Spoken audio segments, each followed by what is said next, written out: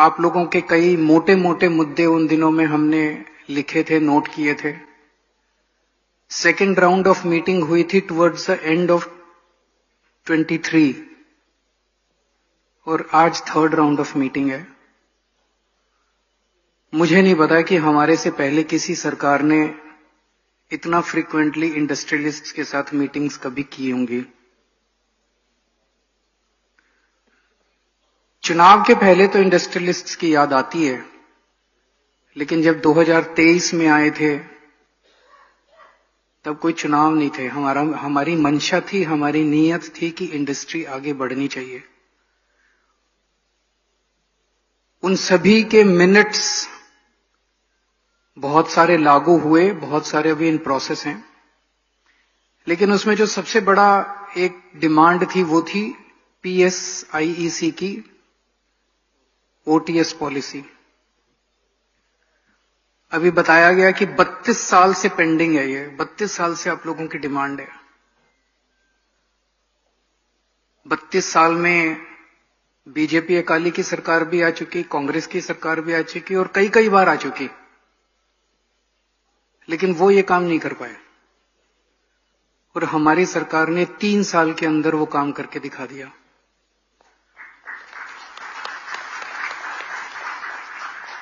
तो ये OTS की पॉलिसी पास होना 4 चीजें दर्शाता है। पहली चीज तो ये कि ये 32 साल वाली पुरानी पॉलिसी है, वो 32 साल पुरानी डिमांड है। तो आज जितना काम हम कर रहे हैं ये सारा उनका बिखेरा हुआ है, उनका कबाड़ा किया हुआ है, उनका करा हुआ है।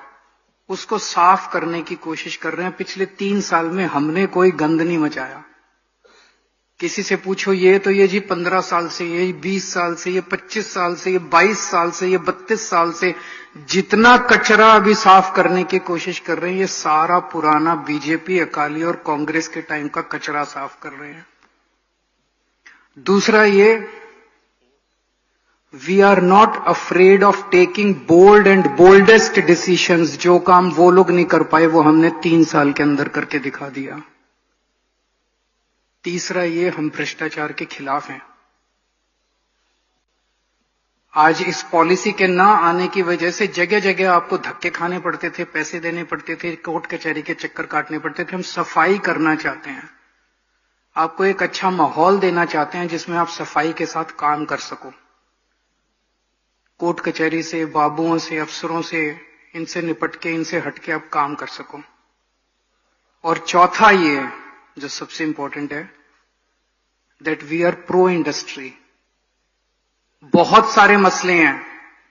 अभी मैं पढ़ रहा था मेरे एक नोट कि पिछले 3 साल में हमने कितने काम कर दिए, और उससे सबके बावजूद भी अभी 5 लोग आपकी इंडस्ट्री से बोले, इंडस्ट्री लीडर्स, और उन्हें इतने ही मुद्दे और बता दिए। तो मुद्दे अभी बहुत हैं। सारे मुद्दों पे काम करेंगे, उस पे मैं आऊंगा एक एक करके। सारे मुद्दों पे सारे मुद्दे करेंगे। अगर OTS पास कर सकते हैं तो कुछ भी कर सकते हैं, आप चिंता मत करना, आपके साथ खड़े हैं। हम चाहते हैं कि आप फलो फूलो और पंजाब की तरक्की के अंदर आप पार्टिसिपेट करो। पिछले 30-40 साल की पंजाब की हिस्ट्री को मैं अगर देखूं तो थोड़ा सा दुख होता है। एक समय था जब पंजाब रंगला पंजाब था, खुशहाल पंजाब था, भंगड़े होते थे, इंडस्ट्री में नंबर 1 था, खेती में नंबर 1 था, पर कैपिटा इनकम में नंबर 1 था, GDP ग्रोथ रेट में नंबर 1 था, हर चीज में पंजाब नंबर 1 था। और फिर एक दौर आया ऐसा राजनीति का, ऐसे लोग सत्ता के अंदर आए जिन्होंने इंडस्ट्री को, व्यापारियों को चूसना चालू कर दिया। एक ऐसा दौर था जो मैंने कहा रंगला पंजाब था। लुधियाना को मैनचेस्टर ऑफ इंडिया कहा जाता था। टेक्सटाइल और होजियरी का सेंटर था पूरे देश का Ludhiana. Cycle industry of the world कहा जाता था। जालंधर को स्पोर्ट्स सिटी ऑफ इंडिया कहा जाता था। मंडी गोविंदगढ़ को लोहा नगरी कहते थे। बटाला को फाउंड्री कैपिटल ऑफ इंडिया कहा जाता था। कहा जाता था। लेकिन फिर उसके बाद अपने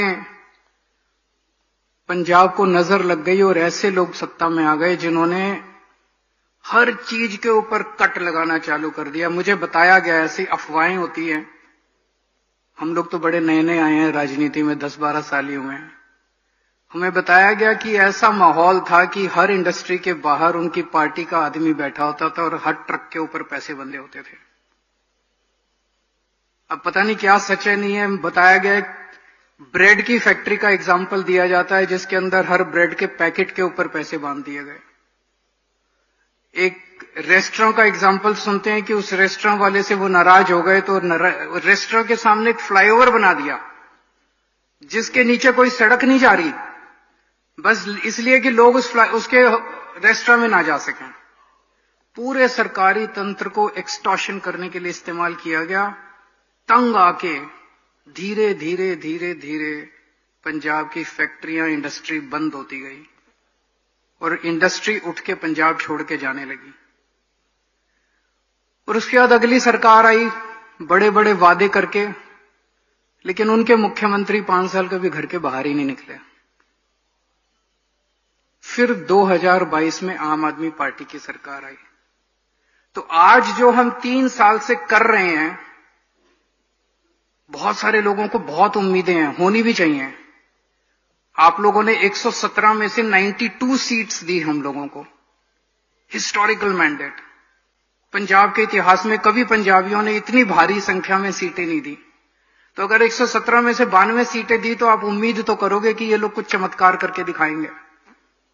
लगे हुए हैं हम लोग, लेकिन आप समझने की कोशिश करो, 75 साल का कूड़ा है, गंद है। हर जहां उंगली रख दो वहीं एक माफिया है, जहां उंगली रख दो वहीं एक माफिया है।